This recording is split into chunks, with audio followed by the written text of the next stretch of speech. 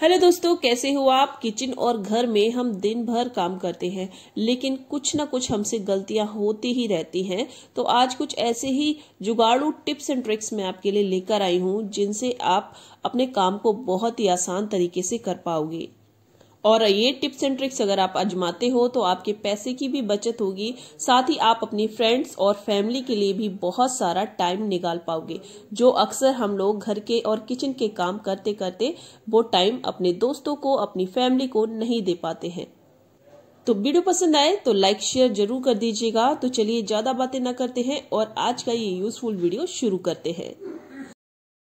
तो आज की पहले टिप में मैंने देखिए यहाँ पर एक कपड़ा लिया है। अक्सर हम लोग घर पर सुई तो चलाते ही हैं। आपने देखा होगा कि जब हम सुई चलाते हैं और अगर हम कपड़ा दोहरा लेते हैं या इस तरह से ना 3-4 फोल्ड करके सुई चलाना चाहते हैं तो फिर वो चलती नहीं है। ठीक है, आसानी से वो इसके अंदर नहीं पड़ती है। तो इसके लिए एक बहुत ही बढ़िया टिप लेके आई हूँ, जिससे आपका ना ये काम बहुत ही ज्यादा आसान हो जाएगा। आपको क्या करना है, आप ले लीजिए यहाँ पर कोई भी सोप नहाने वाला। ठीक है, वो लेने के बाद आपको क्या करना है, ये देखिए इस तरह से हम क्या करेंगे, ये जो हमारे पास सुई है ना, वो इस तरह से इसके अंदर चुभोएंगे। ये देखिए इस तरह से आपको करना है। और जब आप इसको चुभोएंगे ना, तो जो साबुन है ना वो इसकी नोक पर लग जाएगा।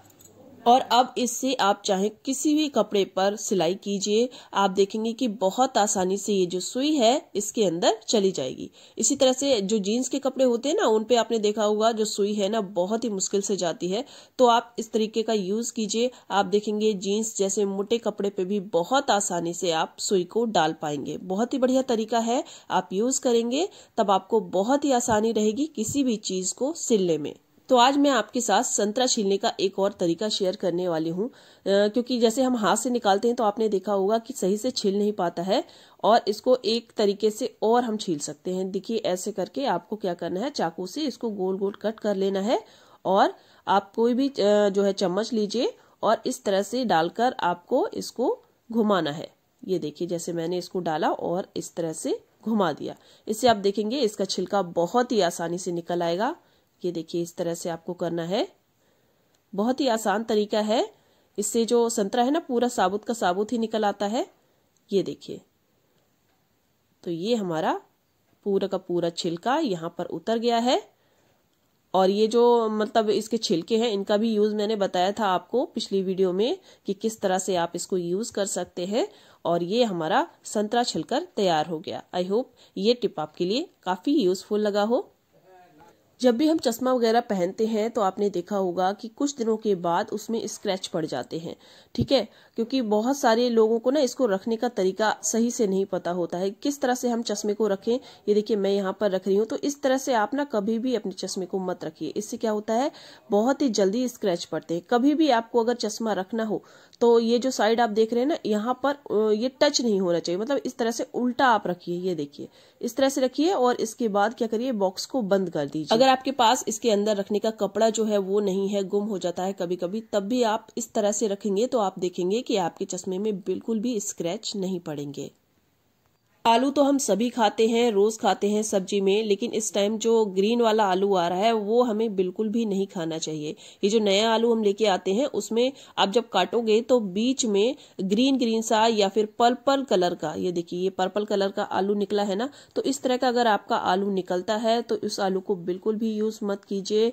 इसे खाना बहुत ही ज्यादा हानिकारक होगा आपके स्वास्थ्य के लिए। तो कभी भी आलू पकाएं और इस तरह का अगर आपको आलू नजर आ जाए तो उसको हमेशा अलग कर दीजिए।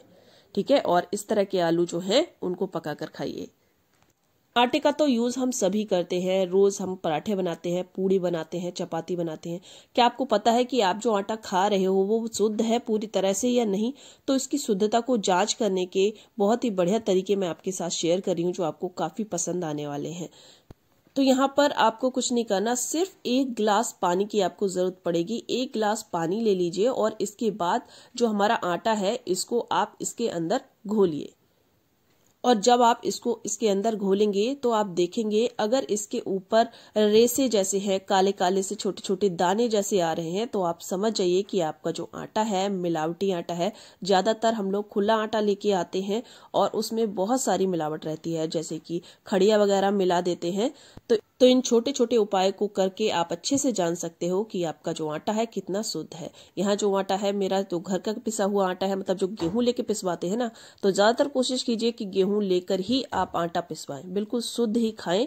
और ये देखिए, आप देख ही पा रहे होंगे, बिल्कुल दूध जैसा ये शुद्ध है और बिल्कुल भी इसमें कोई भी रेसे नहीं तैर रहे हैं, ना ही कोई छोटे छोटे दाने काले काले से हैं।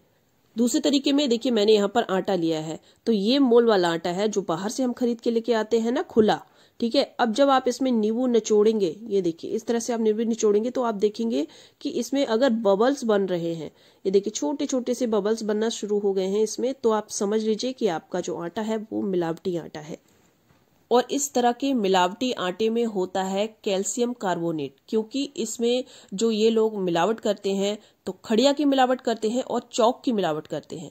और नींबू में सिट्रिक एसिड होता है। जब हम इस आटे में इस तरह से नींबू की कुछ बूंदें निचोड़ते हैं तो वो हल्के हल्के बुलबुले बनाना शुरू कर देती है।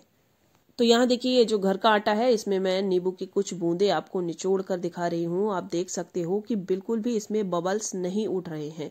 तो ये बहुत ही बढ़िया तरीका है, दोनों ही तरीके बहुत ही बढ़िया हैं। आप दोनों तरीकों में से कोई सा भी तरीका यूज करके जान सकते हैं कि आपका आटा मिलावटी है या नहीं।